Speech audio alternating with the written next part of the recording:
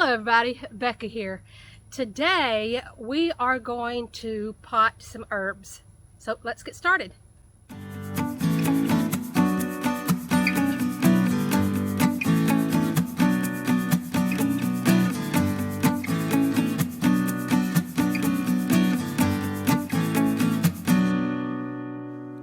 So here we are out underneath my tree getting some herbs ready to plant. But what do you need to start planting your own herbs? Well, first off, you need the herbs, which I have quite a few back here. And then you need some sort of pot. And these particular pots I bought from a dollar store. And I don't really like plastic for one, but two, I don't like the brown plastic color. So I just went in and dug some of my paint supplies that I already had, and that's how I come up with these colors. You can pick whatever color you want. You can keep the pot whatever color you want, or whatever. But these pots, as you can see, they're pretty big, but I bought them for $1.79 a piece. So it's really not all of that expensive, and you can use just about anything. You can use a bowl. I've used old boots. You can use a 5-gallon bucket. It really doesn't matter, just something that can hold the soil, hold a little bit of water, keep the plants upright and vibrant. That's all you need. And then, all right, since I was at the dollar store, I picked up some rocks, and I'll tell you why in a few minutes. But I just got a few bags. And then as far as soil goes, I did pick up some organic potting mix, and I have some organic garden soil. And these I just got at discount, I do believe, at Big Lots, but probably about a month ago. And then my variety of pots. So let's get set up and I'll show you what you need. So the first thing you want to do is, of course, if you're going to paint your pots, then you need to paint it and let it dry. And then you need to decide whether you want holes or not, because a lot of these pots don't come with holes. And all I did to make these holes, because I am here to show you how simple and easy it is, I just took my pruning scissors and poked a few holes in the pots, and they pretty well come up clean, except for that one did tear just a little bit, but no big deal. But you don't have to have holes in your pots, and that's what the rocks would be for. So if you don't have holes in your pots, like you're going to carry this inside and you don't want water going all over your kitchen floor, then you don't put any holes in it, but you would take some rocks, put it in the bottom to give a layer of space for the water. And then you would have to manage the water just a little bit more, but no big deal. So that was what the rocks were for. So again, if you don't have holes in at the bottom of your pot and you don't want holes, then use a layer of rock or something that will allow the water to seep past the soil and sit there. That way it won't rot the roots. Make sense? So now that we got the pot situated, the next thing is to fill the pot with soil. And I have two varieties of soil. I have garden soil and I have potting soil. But I don't have enough potting soil for all of these pots, and that's why I'm using my garden soil. So I'm just going to throw a layer of the garden soil in the bottom and then kind of mix the potting soil with the garden soil for a little bit of boost up towards the top where the plants will be sitting. It's just that easy. There's no particular ratio. You don't have to have a cup of this versus a cup of that. You just throw it in and let it go. All right, so let's get started with that.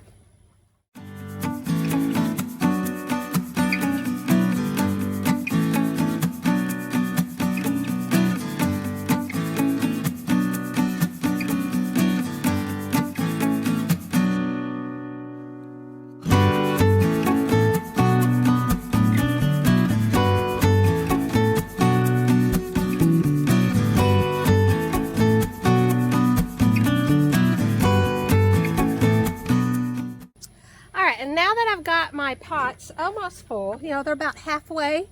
You don't want to fill it all the way up to the top, especially before you put your plants in. You just want to put it about halfway. That way you have room to maneuver your plants. Now, this next step is the most difficult step out of planting herbs in pots, especially, is you have to keep in mind how these herbs grow. Because you want to plant them similar to like a bouquet. You know how you have the taller stuff in the back and it flows down to the smaller stuff, or taller stuff in the center and it flows down to the shorter stuff. That's how you want to work this, and it's really personal preference on how you really want it to look for yourself. But let's get started playing with the herbs and see how many pots I can fill up. All right, this is oregano, which oregano kind of grows short and then kind of drapes. So you want that towards the side of the pot.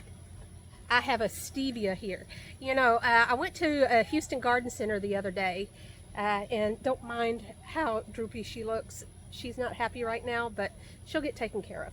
But I went to the Houston Garden Center the other day, and I think this is the first time that I have found stevia at a garden center, and I had to pick up several of them. So I'm going to plant some stevia in one of my pots. And then I have a pepper plant. And yes, a pepper is an herb. Technically, a tomato is too. Here's some more stevia, some tarragon. Oh, and of course, I've got some really tall basil.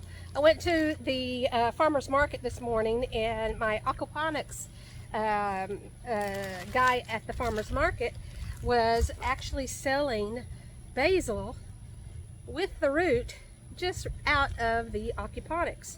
So I'm going to plant it. I think I'll put it in this pot. I have peppermint, and peppermint is a trailing plant as well. So I'm going to put that, I'll put it on the corner or on the side of where the pepper plant is. And what kind of herbal pot would be complete without your sage? Oh yes. You know what? Basil and tomatoes, they love each other. So I'm going to move my basil and tomatoes together. And a lemon. And of course you got to have chives. Yeah, I went a little crazy at the garden center the other day. I have some fern leaf dill. I'll put that with the tarragon. And I have two little scraggly tricolored sages that I know they're not happy. They're not healthy at the moment, but I had to save them. So I'm going to put them somewhere up in here.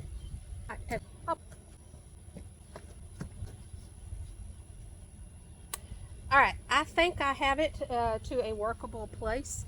I'm going to move a lot of this aside, and then we'll go on to the next step. Okay, so now that I got everything moved out of my way, that way I can show you what the next step is, we can move forward. So the next step is really simple. It's taking your plants out of the little containers. And don't throw these away, because you can always grow seeds or something along those lines with these little containers, or give them to a gardener.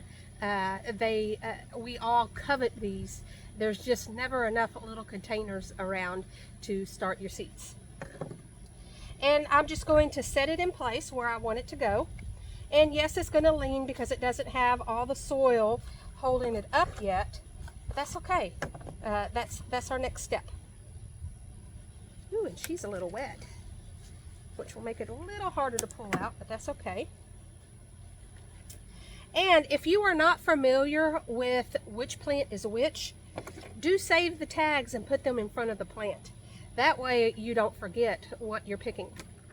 Okay, now the next step is to just fill this with dirt with your leftover potting soil to hold the plants up. Now, let me bring this up here just a little bit.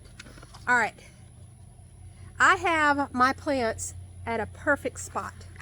Let me see if I can show you. Most pots have a line Can you see that line? Hope you can see it.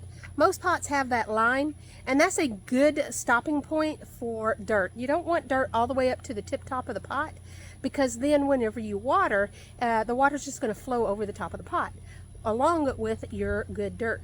So you stop the dirt about where that line is, or that ridge. And I have this in a perfect spot. My plants are just right. The top of the plants are sitting just right at that line, which is perfect. And now what you're going to do is just take your soil and put it around each of the plants to set it in place. And I'm having a little bit trouble with this basil because it doesn't have a soil base. Because this particular basil was the one that I got from my aquaponics, or from a guy who grows aquaponics. So I'm having to pat down the soil around it just a little bit. All right, since I've gotten this pot filled up, you see all the soil in there? It's all full up. The plants seem to be in a good shape. There is one more thing that you want to do, and let's do a little trimming. So this one, the tomato plant has some damaged leaves down at the bottom, fairly close to the soil, so we're going to cut those off.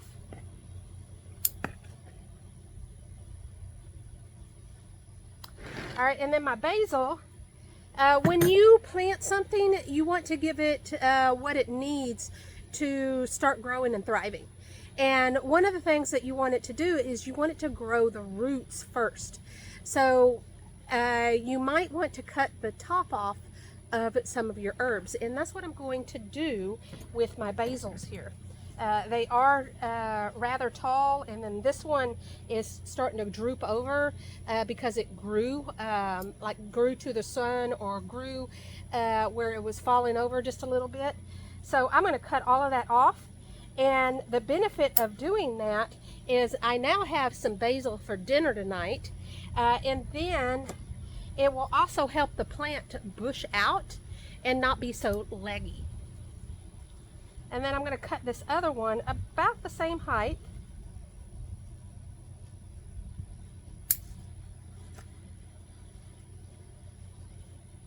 Then since these are kind of growing wonky, I'm going to cut those off. So it looks like, it doesn't even really look like I whacked these plants at all. So that's good. And let me bring you, I'll bring another basil up there to show you really close where I cut. So you see this stalk where it's kind of wonky, and then you see these leaves that are growing on either side of this stalk. Well, I'm going to cut it right there. I'm going to cut it just above where all of those meet at the stem. So as you can see, I cut it like right, as you can see, I cut it right there. So these will grow out and bush out, and I'll even take these leaves off because they are kind of wilty and just not looking as healthy as they could be. So there we go. I've trimmed that one, and I can even cut it down to this one if I wanted to. But I do want a little bit of height on this. But I'll cut this other one a little shorter. And I'll show you something. I hope you can see this. You see those little nubs on the stalk? That is the start of roots. So you could actually start rooting this and have another basil plant. And to do that, you would just take these leaves off. And then if you have some root hormone, then you can put some root hormone on that, stick it in the dirt, and make sure the dirt is, or the soil is damp, and it'll start rooting and grow you a new plant. So cool, isn't it?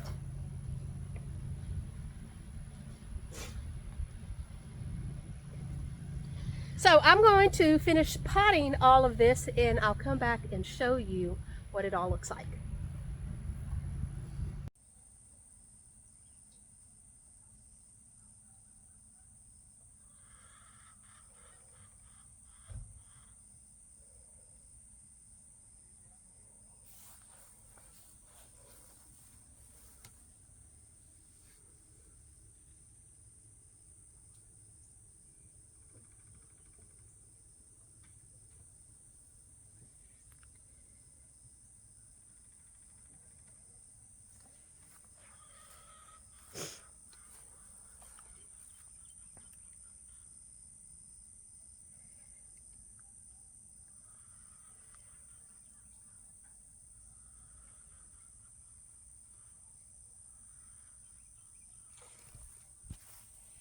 So here we go. We have beautiful pots of herbs for under $10 a pot. It's just that simple. So here comes some questions that I get quite a bit. I am filming this September 17th, and I get questions like, September, it's too late to plant herbs, isn't it? And no, it's not. You're planting them in pots, so you can bring them in the house if it gets too cold for them. Or with all these herbs that I used, you can actually have them in the house in a sunny location in the house. It's just that simple. So get started with planting your kitchen herb garden right now. So if you like this video, give it a thumbs up and leave in the comment section if you have a kitchen herb garden. Zombie and I, the cat back there that just won't leave me alone this morning, Zombie and I will talk with you again soon. Until then, get healthy, be happy, and herbal on. Bye.